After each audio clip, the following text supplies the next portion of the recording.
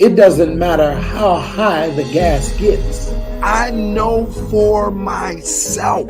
And then we have to have that experience. This is the season where God is replenishing to us everything that we need in this hour. God makes provision and gives us more. It's manifestation time. And if it does not happen, I be not a prophet of God.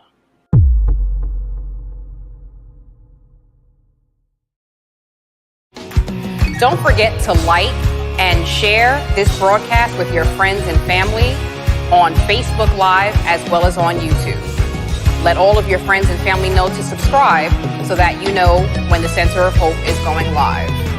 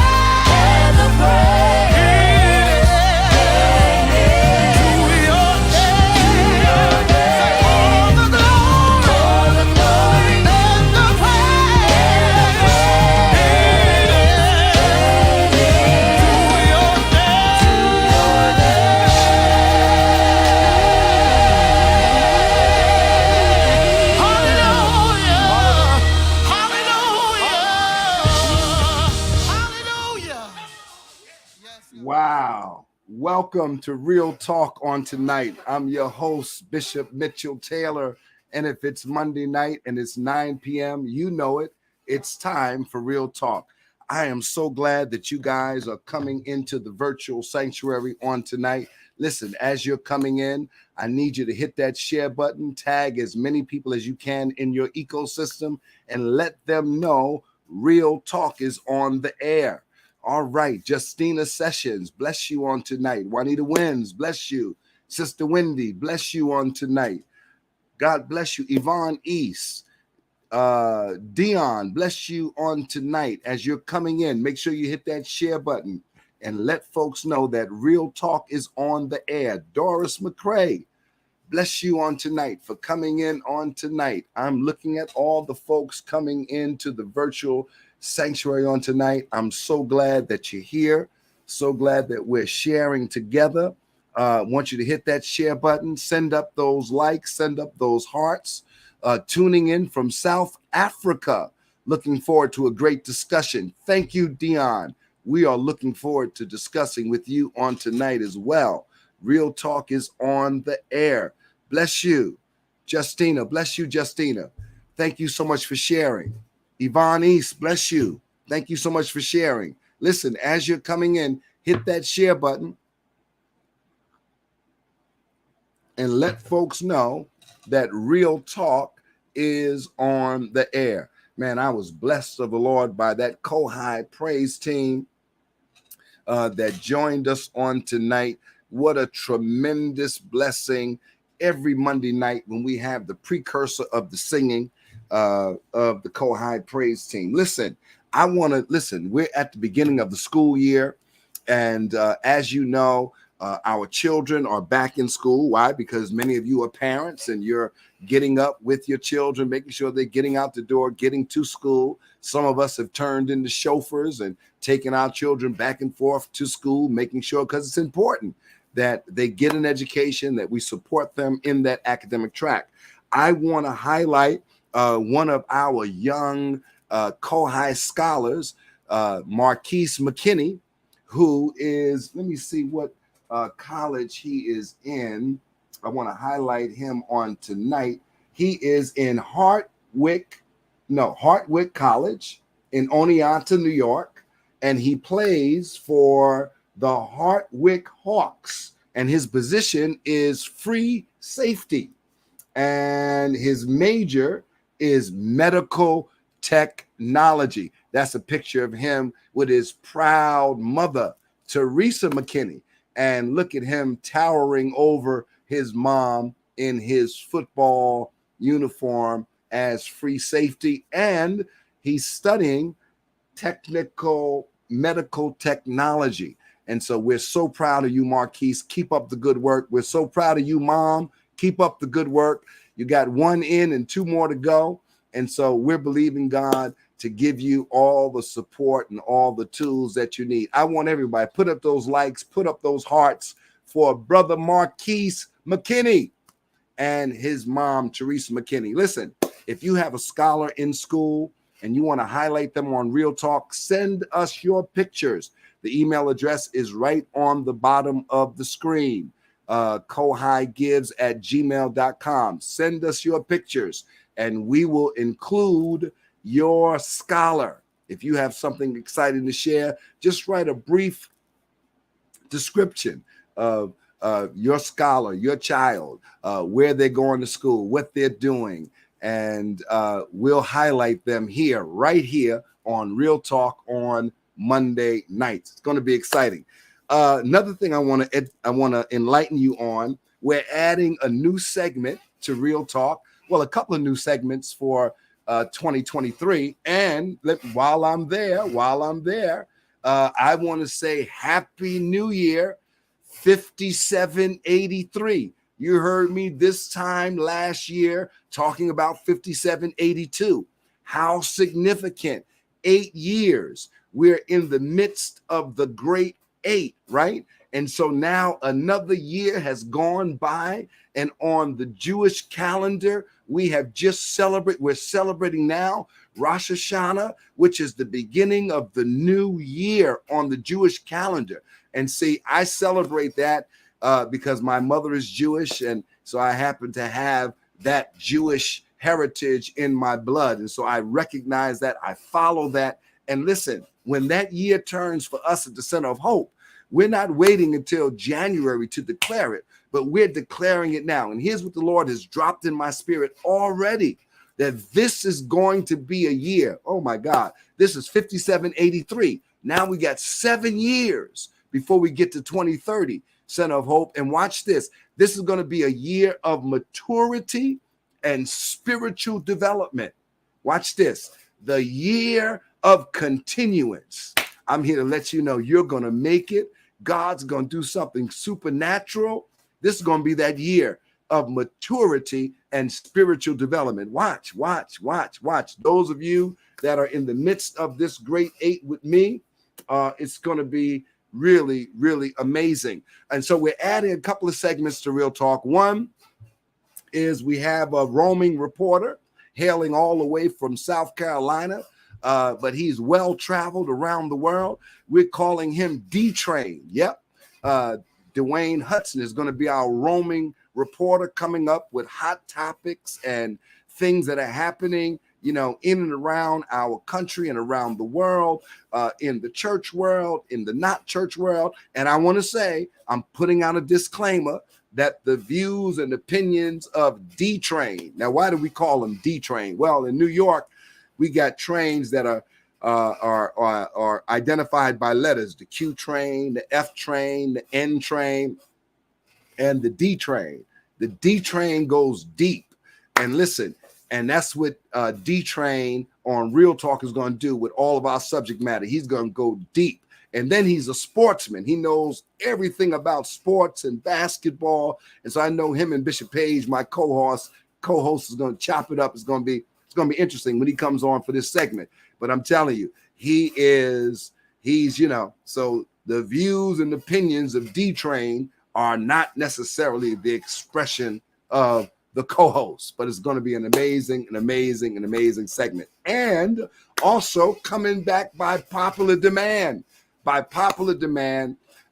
Sharon Sykes, Heal the Culture. Sharon Sykes from Chicago, Illinois, will be joining us and chopping it up with us in a couple of sessions a month as we highlight women's issues and things that we're wrestling with and supporting our women around the country and around the world. One of the things we were talking about today is the women in the Middle East that are burning their hijabs, they're taking them off their garbs, and they're burning them in protest to the laws in the Middle East. And so we're going to be talking about women's issues, getting behind those issues, and just highlighting those things so that we're at the forefront and giving you all of the latest information that you need.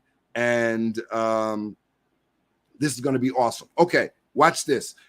We're getting ready now. So D-Train will be starting next week. So we'll have that. You don't want to miss that. It's going to be amazing. Listen, those of you that are coming in, I need you to hit the share button and tag as many people as you can, because I've got a special guest on tonight.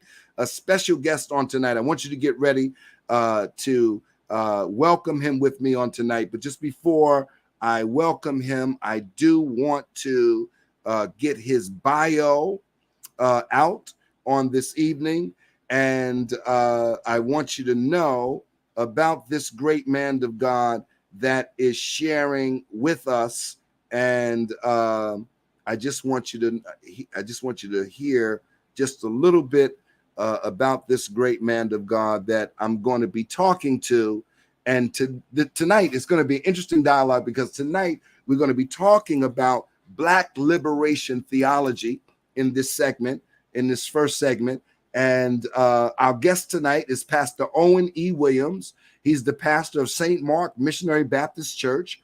and retired director of pastoral care services at Kings County Medical Center.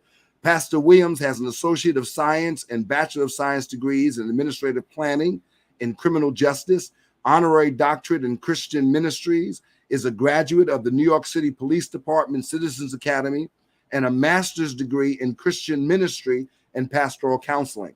Pastor Williams is the president and board of directors of the Queens Federation of Churches, a board member on Live on New York, the 103rd Precinct Executive Community Board Emeritus, clergy liaison staff for 103rd Precinct, a member of the Religious Liberties in Washington, D.C., Committee on Religious Liberties in Washington, D.C., the founder and president of O.E.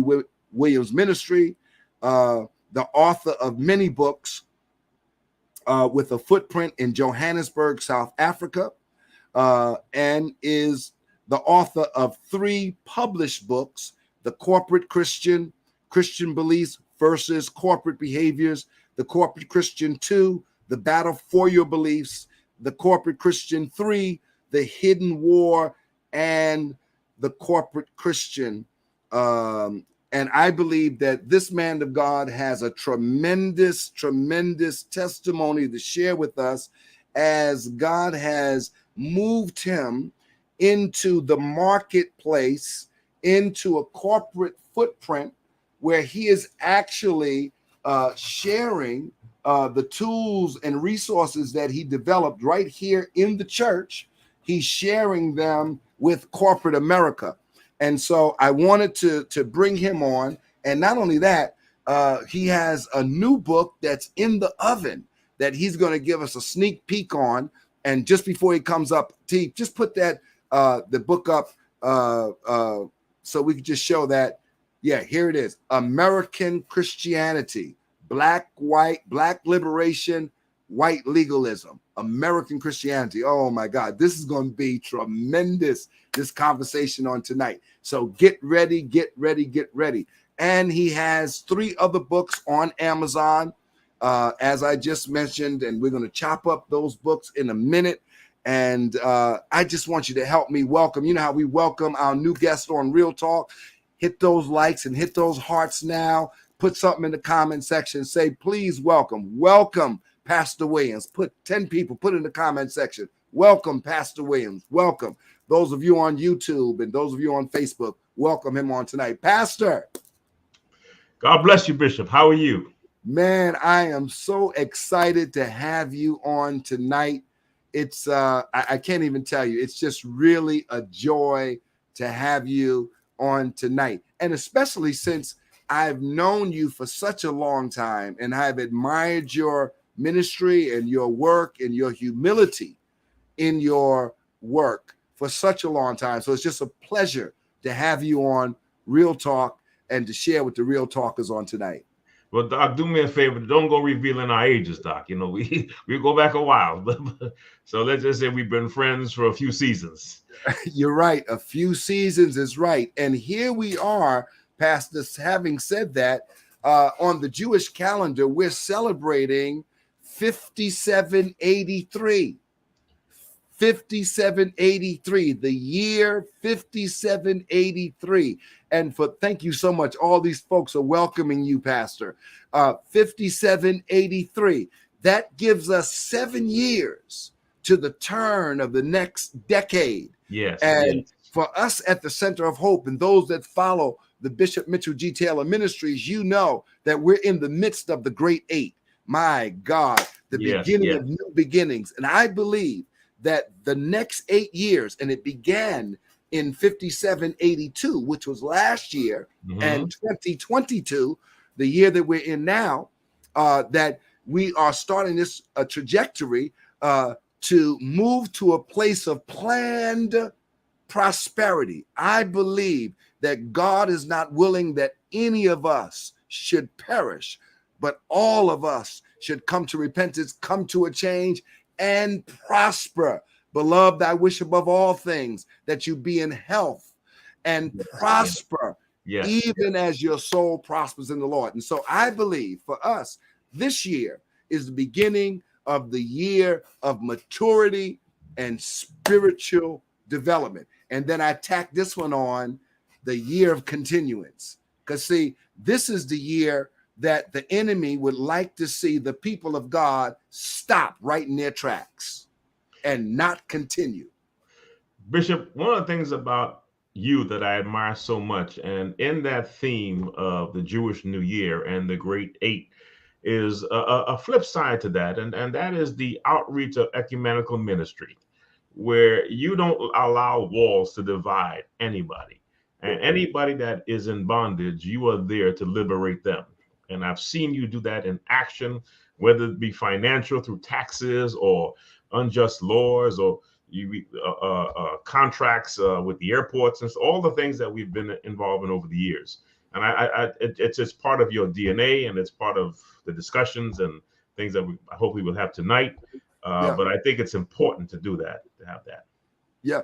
Well, listen, Pastor, before we go dive into the discussion, I want to bring my co-host on tonight, the Honorable Dr. His Grace Bishop Liston Page II. He's on assignment in a remote location, but he is so dedicated to this show that he is going to make it here, hook, crook. Listen, he's going to make it. So he's here today. Bishop, God bless you, man. I know you're teaching and jet setting around the country. God bless you, man. Hey, Mitch, listen, it's no way I'm going to ever miss our show. This ain't your show. This our show. Hey, Liz, look at that. But you know what? I'm in Hill, and people don't know how to start on time. I thought African Americans knew how to start stuff on time, and that's why I'm late. Yeah, I'm late because they don't know how to start on time. But listen, I'm glad to be on the platform tonight. I'm glad to see our other friend with us. And listen, I'm ready for the discussion. Well, listen, both of you guys are academics and you're scholars. And so I knew that this would be a very easy needle to thread. Talisha, put Pastor Owen's book up on liberation theology, American Christianity, yes, Black liberation, and white legalism. The book is not out yet, but it's coming out.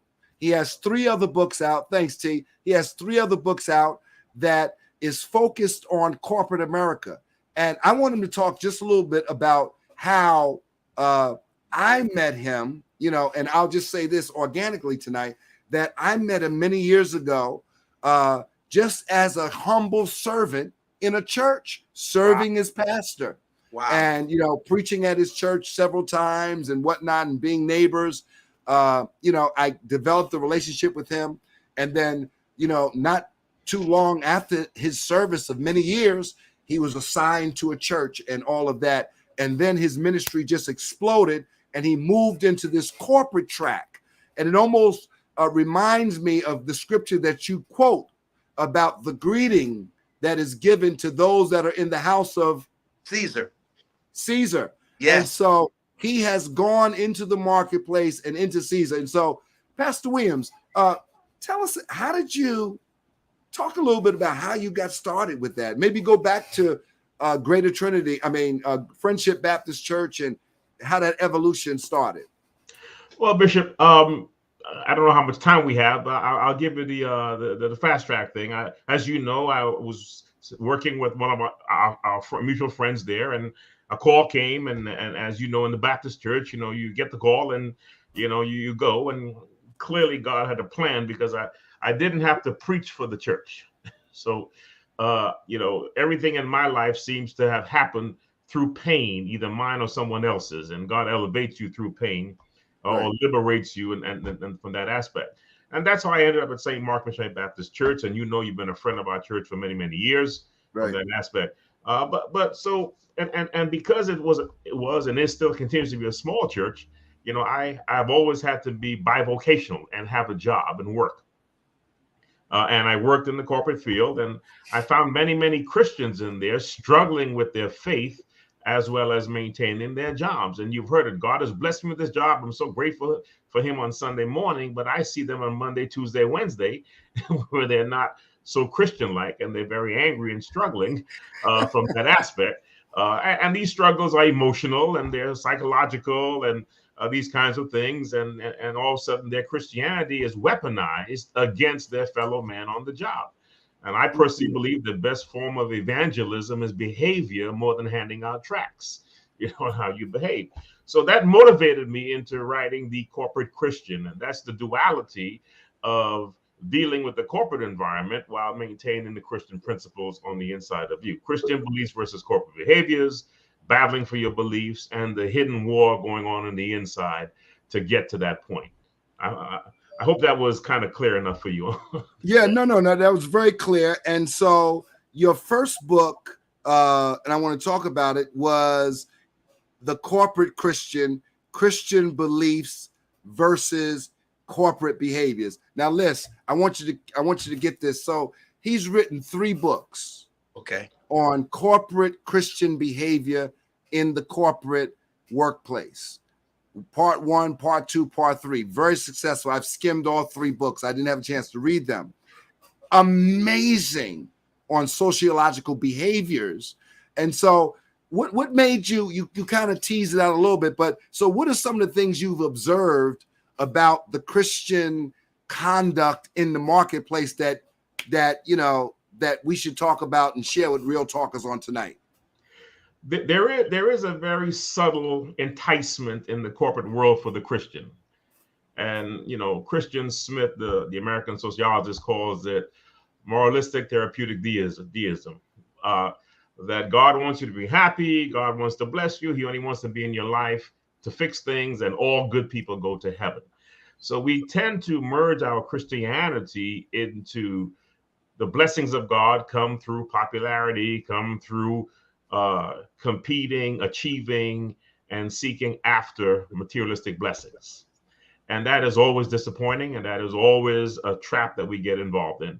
And we have to liberate our minds from that, and it's very difficult to liberate people from that. So when people don't get the things that they're looking after, you hear things, well, where is God? I mean, how could God allow that to happen to me? And that's a very common theme in the corporate environment. Many Christians who work hard in the church and pray and celebrate and praise, in the corporate environment, they feel defeated.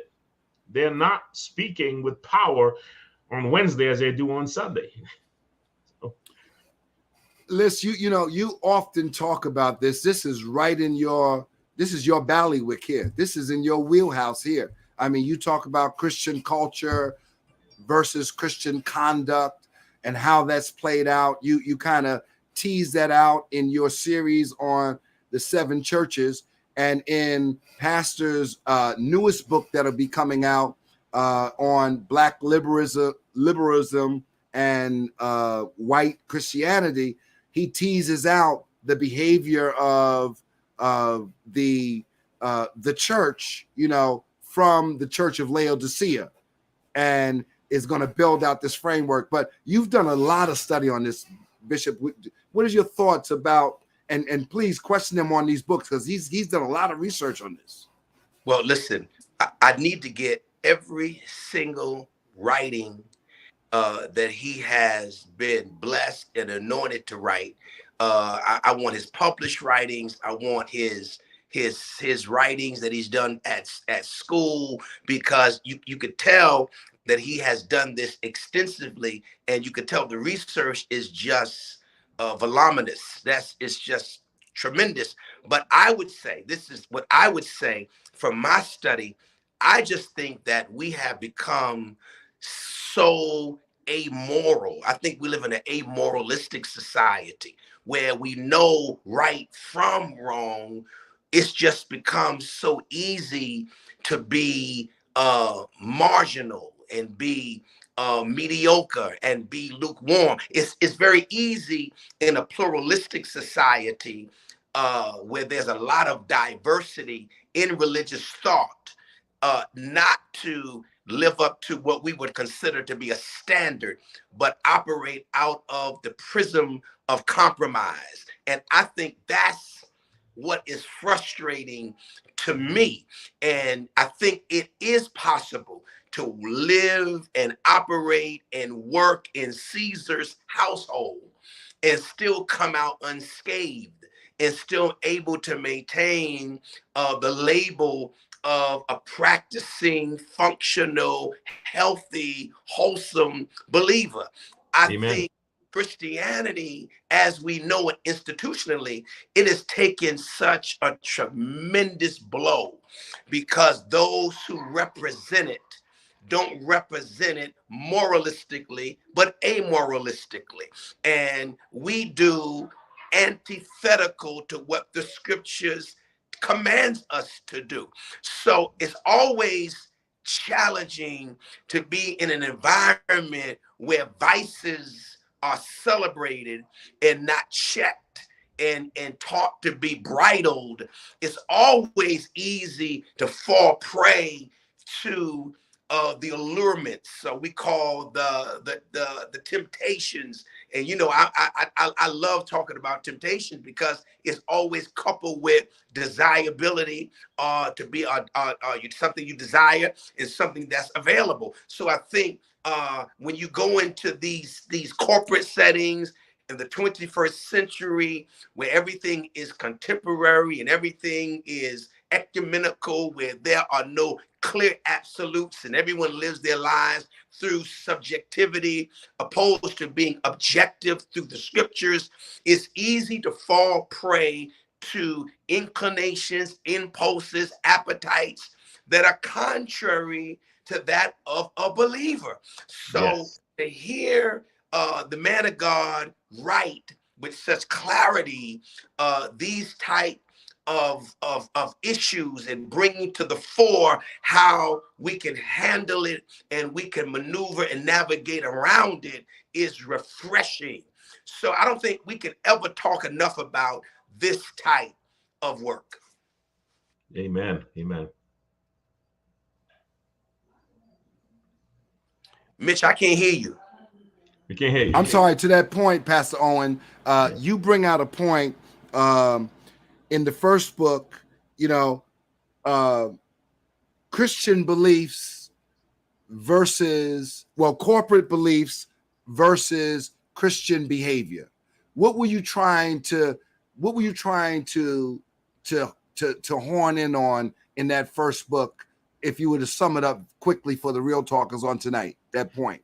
Well, it's the other way around. It's Christian beliefs versus corporate behaviors. Okay. The Christian foundation is faith come by hearing, and if you confess with your mouth, believe in your heart, you shall be saved, and you are now adopted into the family.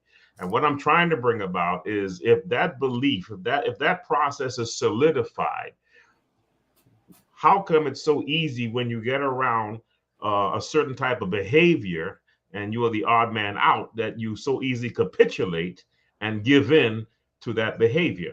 And some of those behaviors are what Bishop talked about with the enticements and the inclinations, but others of it is also the pursuing and achieving and going after materialistic gain and being consumed by that to the point that when you don't get it, you are extremely angry, jaded, discouraged, and or depressed from that aspect.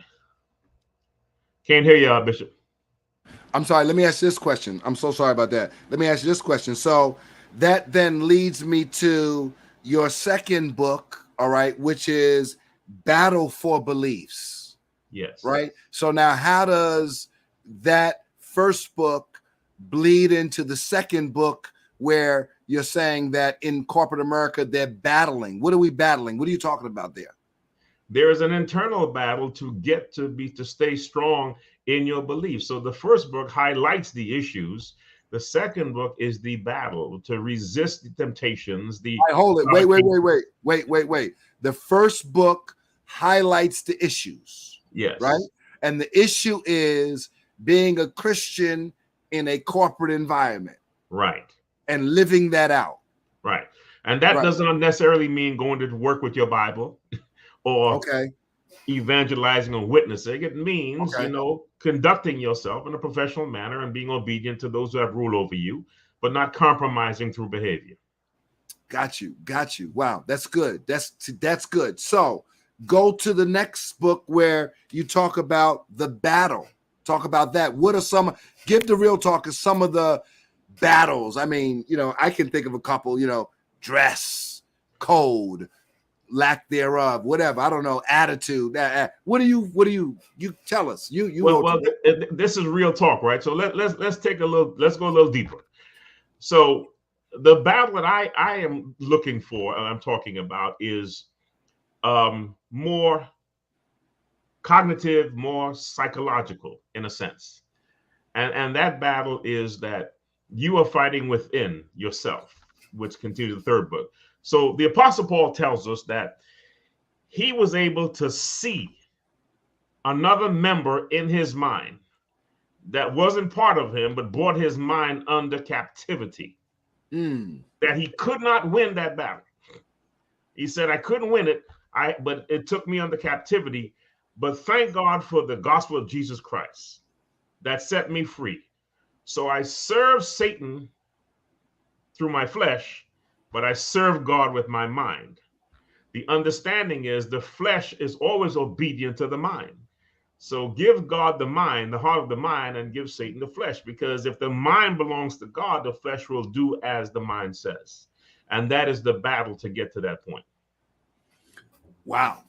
Well, I'm gonna throw that to List, because that's I got lost in the transfer between the member, because you have that was a very interesting concept that you kind of started with that I like to push the envelope on.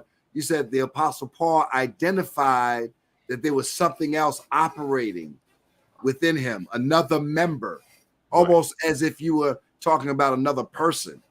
I mean, I just kind of felt that. I'm not interpreting this text that way.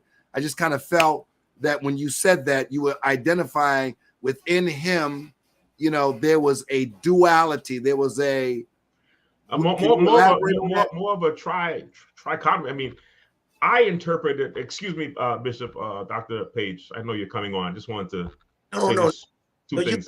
Good. I interpreted it from him, as Paul said, that when he looked, he identified three things in his mind. Himself, a foreign entity, and the gospel of Jesus Christ. So it's him, and there's two things on the outside. And one of them was getting him to do things he didn't want to do. When he tried to do good, it was present with him. And the other one was something that liberated him from that.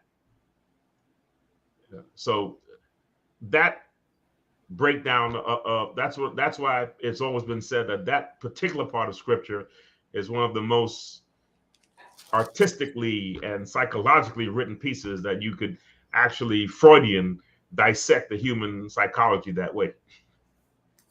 Bishop Page, I want to read this and then I want to ask you to comment on it, okay? Because I think this is what you're saying, Pastor Owens.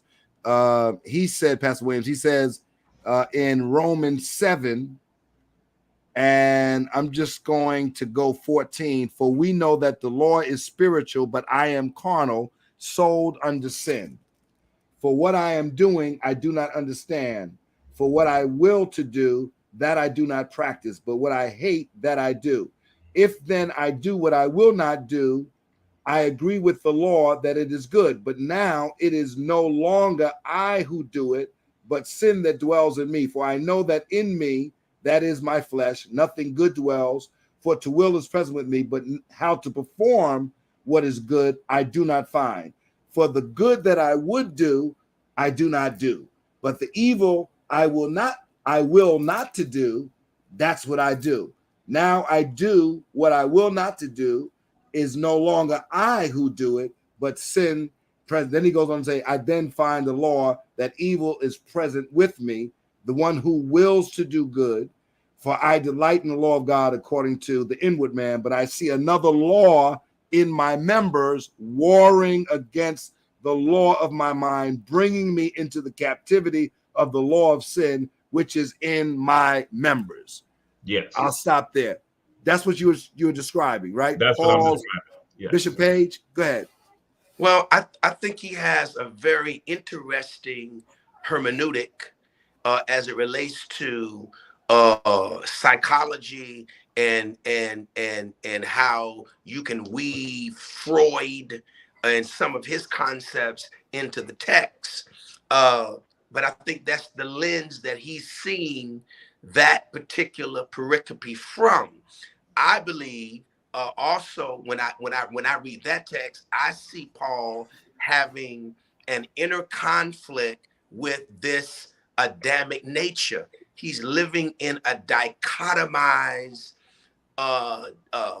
atmosphere, climate, world where his natural man, that Adamic nature, is always in struggle with this renewed, regenerated man, that whole dichotomized disposition. But I also see within it, if I can add, Pastor, a doctor, that I see adaptive behavior versus maladaptive behavior. If we want to talk from a psychological perspective, I see him wanting to be adaptive and to do those things that are healthy, that comes along with being transformed by renewing of the mind and not fulfilling the lust of the flesh thereof. But I see the maladaptive appetite that comes from the Adamic nature that is not always mortified and brought in proper context of control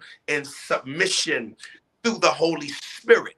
I see him wrestling, and I think that whole text becomes a conundrum because all of us should be able to identify with what the Apostle Paul is actually feeling. These are temperaments that he is struggling with. He's wrestling with these temperaments, and he's saying, I don't want to be maladaptive, but that which I should be adaptive to, that I hate. That which I hate, which is the maladaptive behavior, is that what I do. He said, it's in me. It's a law. I'm not following the law of the spirit. I'm following the law of sin and death. And that becomes very difficult and hard. And I think we can take that text and we can put it in the context of your writing. And I love the way you have unpacked that, because I think that is what people experience in a secular corporate environment. They want to do the adaptive behavior of the scriptures, but the pressure of the maladaptive practices of the secular world are always at work. And because their mind is not always renewed as it should be, and they don't have the mind of Christ, they fall prey to this maladaptive dispositions and these temperaments, and they don't want to do it, but they find themselves doing it. And then they have to come to grips with, oh, wretched man that I am, who shall deliver me from the body of this death? I can only live this life by submitting myself to the Holy Spirit that dwells on the inside of me. So Dr. Page and Bishop Taylor, that you hit the nail on the head. You're tied with Aaron Rodgers for the 61st or 62nd home run on that. I would just say that in the secular world, these are professing saints that are going through this dichotomy and this struggle. Yes. It's ongoing.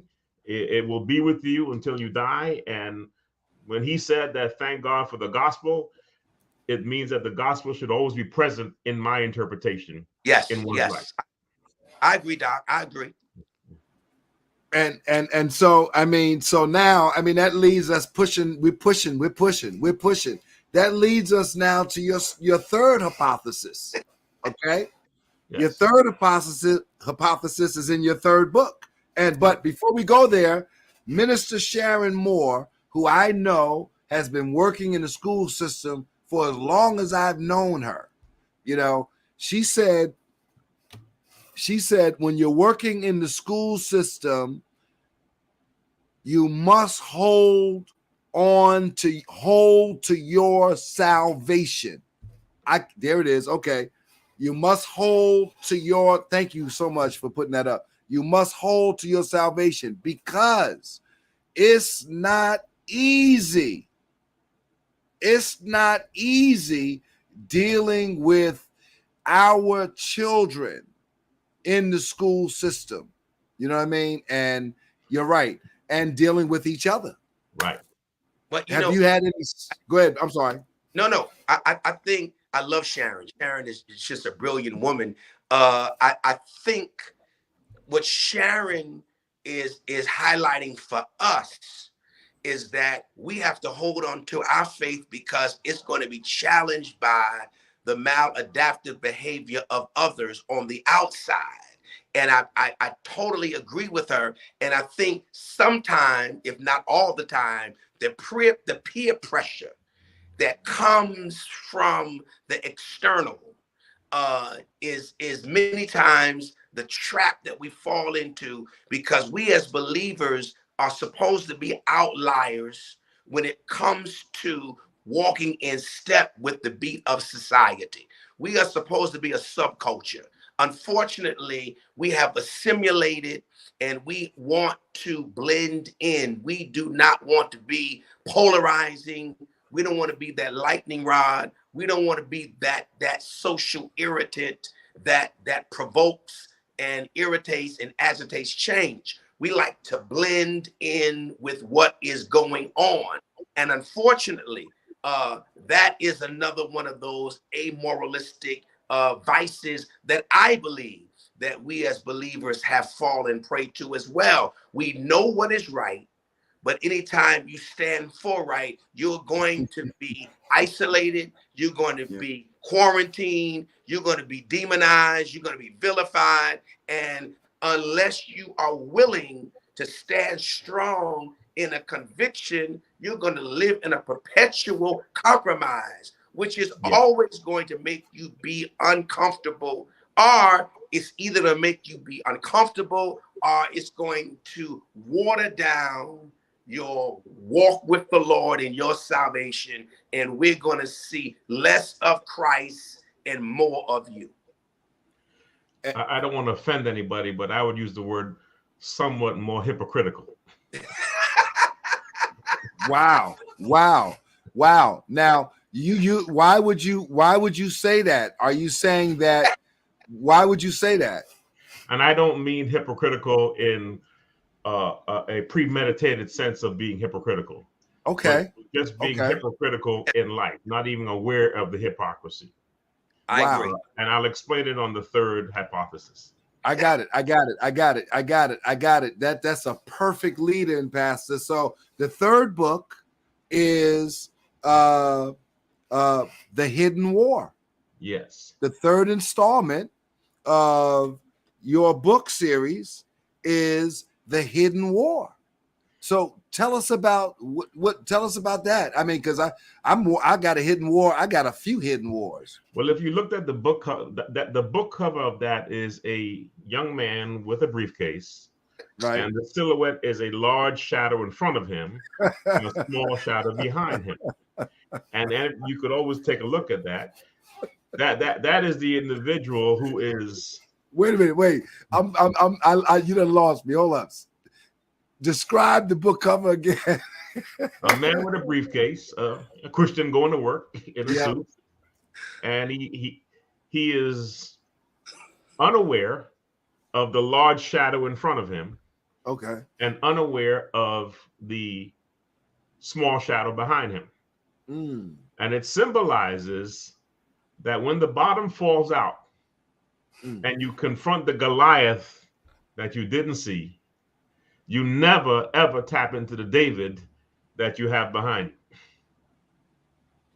Wow. Most Christians go into spiritual paralysis when they go into spiritual warfare, which can be triggered through physical disappointments, and they don't get what they want.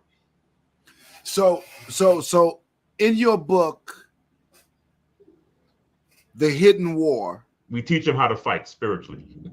So give me three knockouts I can use when I go to work tomorrow. One of the things is that I'll give you the most important one that is very common, especially for us in our community.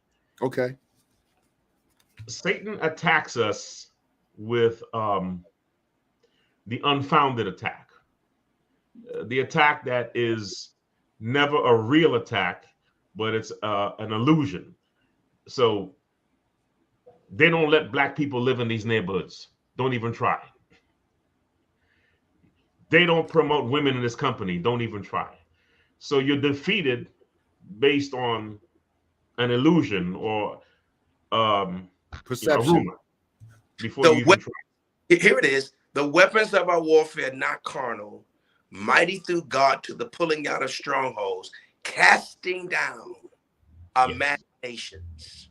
Right. And every high that exalted against the knowledge of God. And I agree with you, Doc.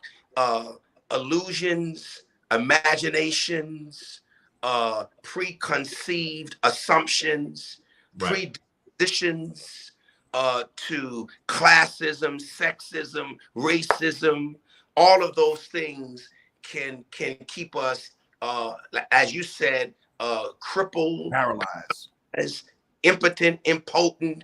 And it starts with the mind, casting down imaginations and every high thing that exalts itself, as a man would thinketh in his heart, so is he. You know, if there be any virtue, be any praise, you know, the scriptures in Philippians, think on those things. I get it. And I think you're right.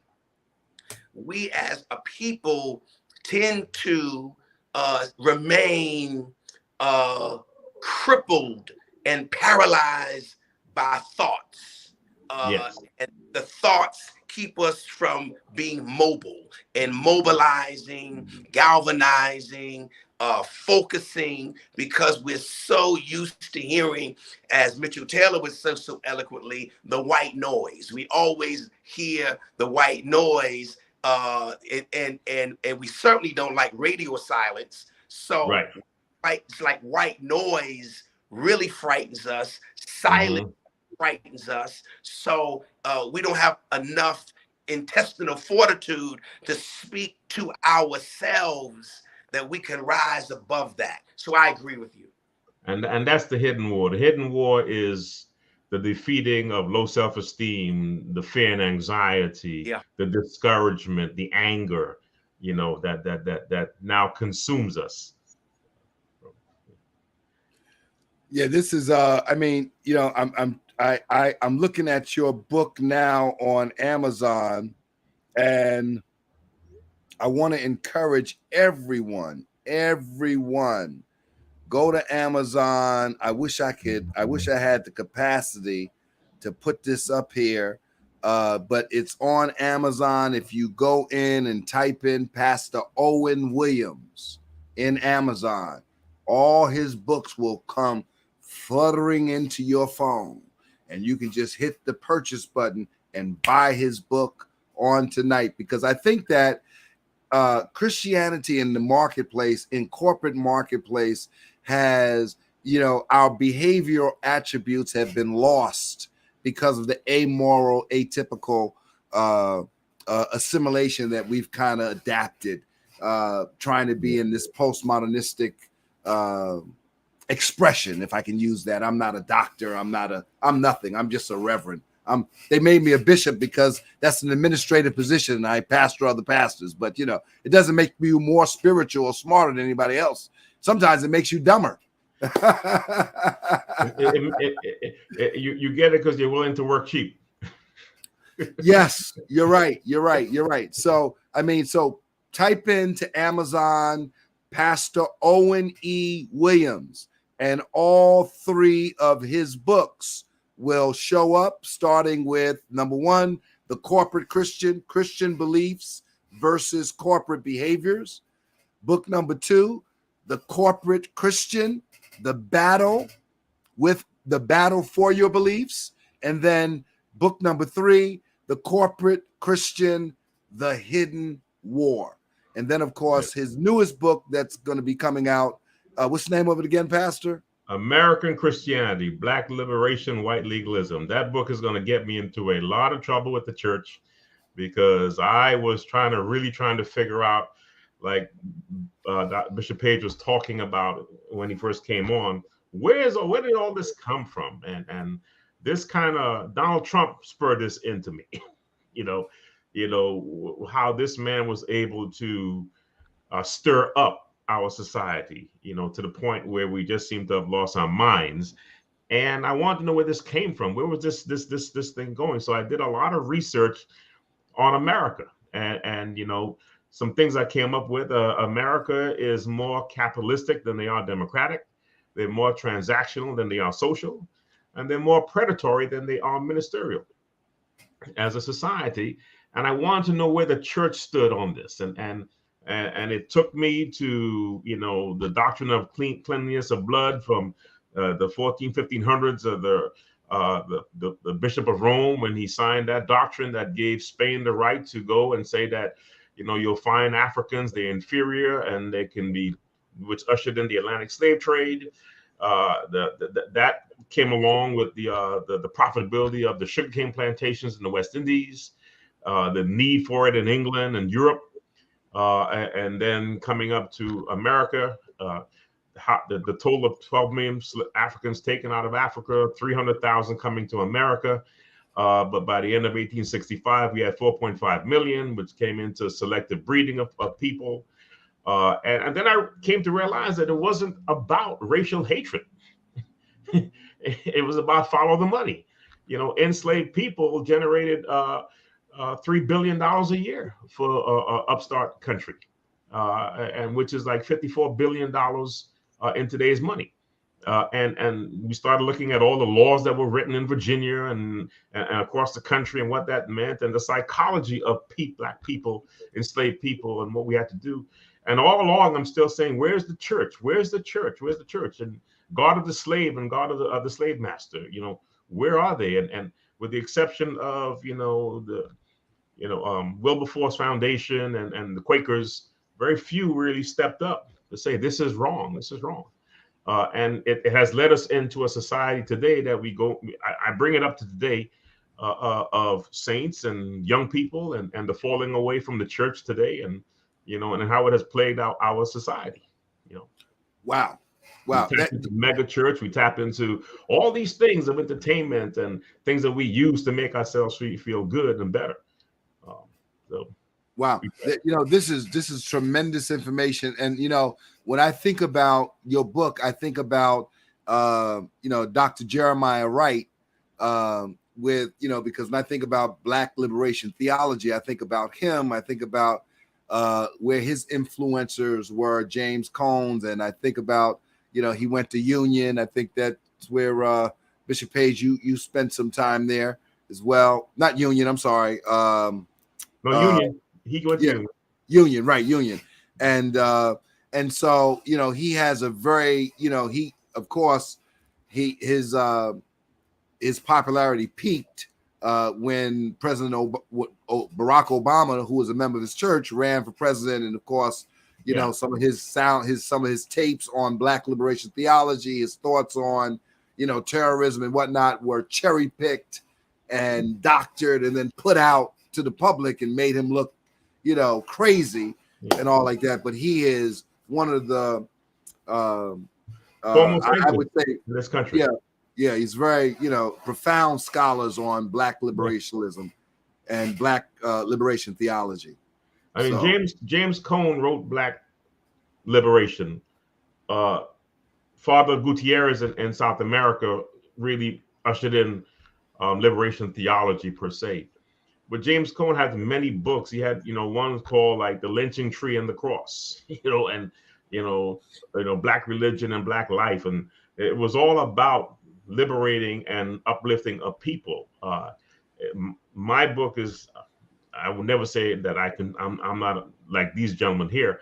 I just want to identify it for myself to find out, and we threw some theology in there. For example, there has always been a thought in white America that Black people got introduced to Christianity by coming through to here on slaves. In other words, Out of all of the suffering, the good came. You get to you met Christ. Yep. But you can't get away from something called the Nicene Council in AD 325, where it was all of the African bishops that gave us Christianity as we know it today. Yep.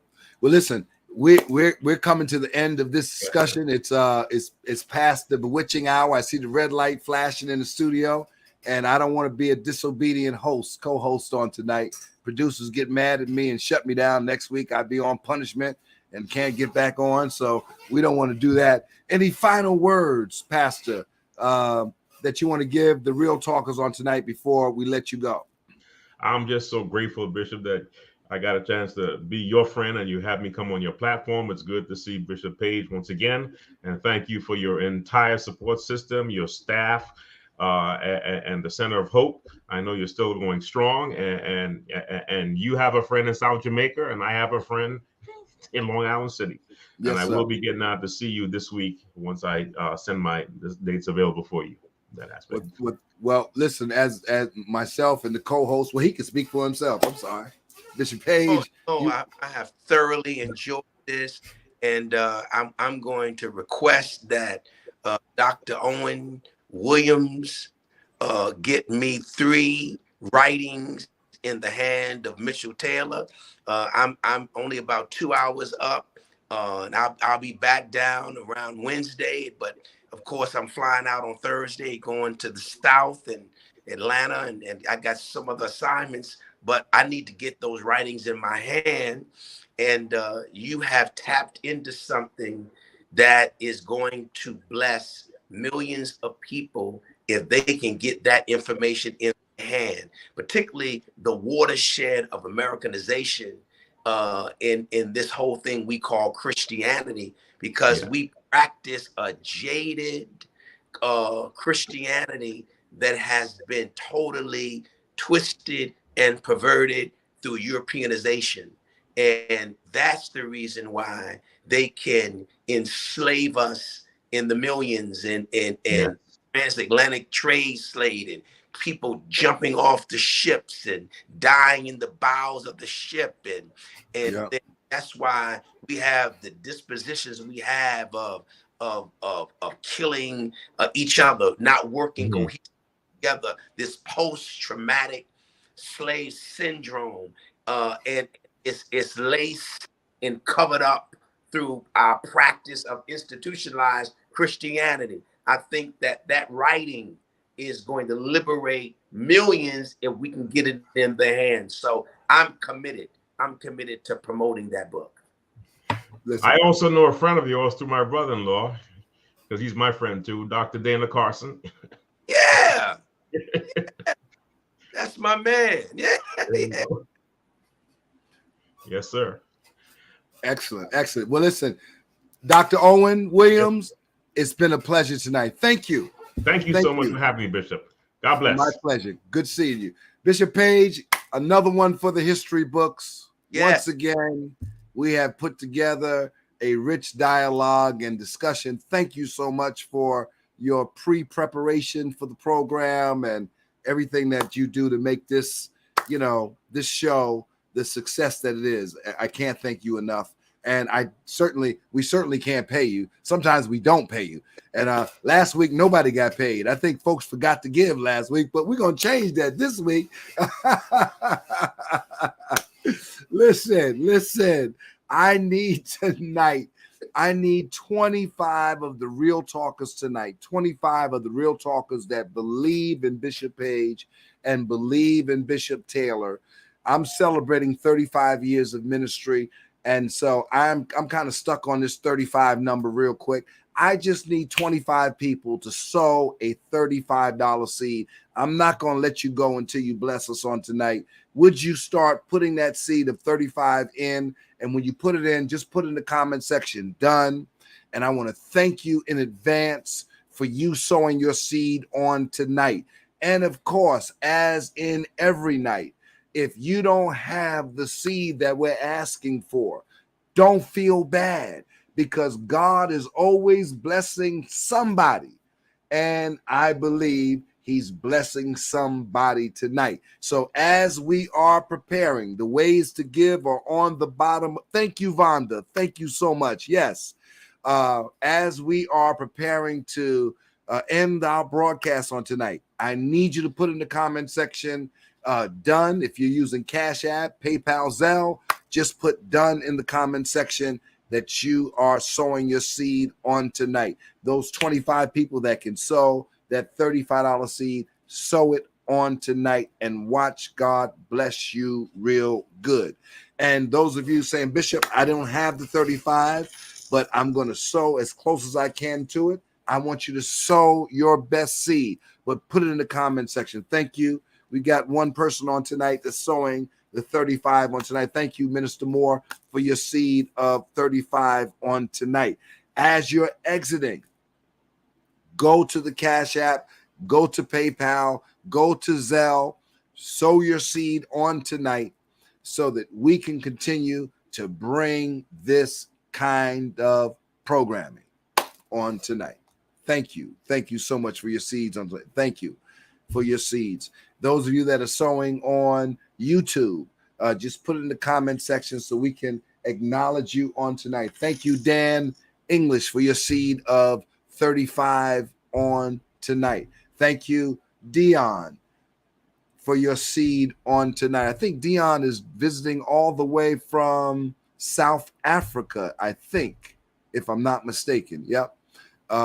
Thank you for your seed. Vonda, thank you so much for your seed on tonight of 35 on tonight. And listen, whatever you have to give on this evening, don't feel bad. Give it on tonight. Give it to the glory and honor of God, and God will bless you for the same. Bishop, any final remarks before we sign off? Thank you, Mother Newland, for your seed of 25 on tonight. Thank you. Thank you. Thank you. Always giving and supporting us here. Thank you. Yes, Bishop Page. And I'm just excited about where this program has taken us for the last 3 years. And I'm extremely proud of you for always being very, very interested in bringing the Real Talkers content and information that is going to better their lives. And I really am extremely happy about that, because we don't do this necessarily for any compensation. We do this because we want people to be edified and we want them to be strengthened. And we really want to see people's lives grow and mature and develop. And we want them to come out of, and it sounds like a harsh term, but come out of ignorance. We want them to be cognitive and full of comprehension. And we're really creating, in my opinion, real talkers that will be apologists of what they believe. They'll be able to stand with anyone and articulate their faith, their belief, and their expressions. And, you know, you don't have to think like us, but at least think. That's right. That's right. Well, listen, I'm going to throw this appeal out here one more time. We asked 25 people to give a $35 seed, and then those that couldn't give 35, get the best seed that you can. If everyone on tonight, whatever that seed is, you don't have to tell me, but put in the comment section, done, so I know that you registered a seed on tonight. Remember, you cannot beat God giving no matter how you try. That's a fact. The more you give, the more he gives to you. Just keep giving. It's really true. Well, listen, if you're watching this after we have aired, you're watching the rerun, it's live to you. Please sow your seed. If this blessed you, be a blessing to the broadcast. We've got some new things coming up. Don't forget, we got the D Train starting on next week. D Train, we can't take any. Listen, we're not responsible for any content and any craziness D Train may say, but he is responsible. Thank you, Deborah, for your seed of 100. Thank you so much. You know what? Thank you so much for that. We appreciate that. We appreciate that. D Train is coming, Bishop, next week. And see, what I love about D Train, Dwayne Hudson is his real name. Barbara, thank you, Barbara Waring. Is D-Train knows sports. He's like you. That's why you're gonna love him. I mean, he knows basketball like you know the Bible and basketball. So y'all, I'm gonna have to calm y'all down on his segment when he comes in. But he's charged with and the reason why we call him the D train is because in New York, you know, we got trains that are named by letters, and the D train goes deep.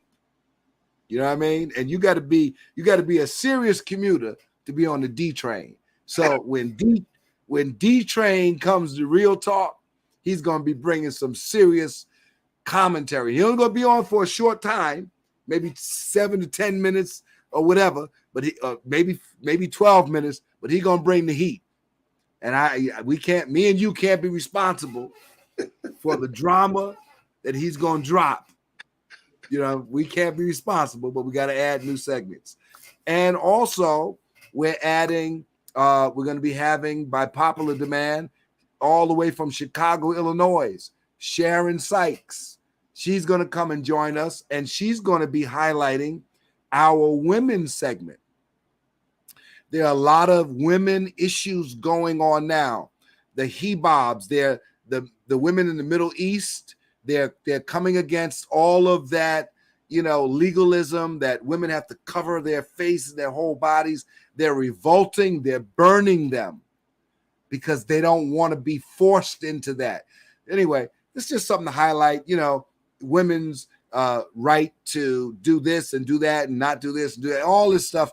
We want a woman to be able to highlight that. And Sharon, who has her own ministry, Heal the Culture, will be bringing us some heat on some of those women issues because we love our women.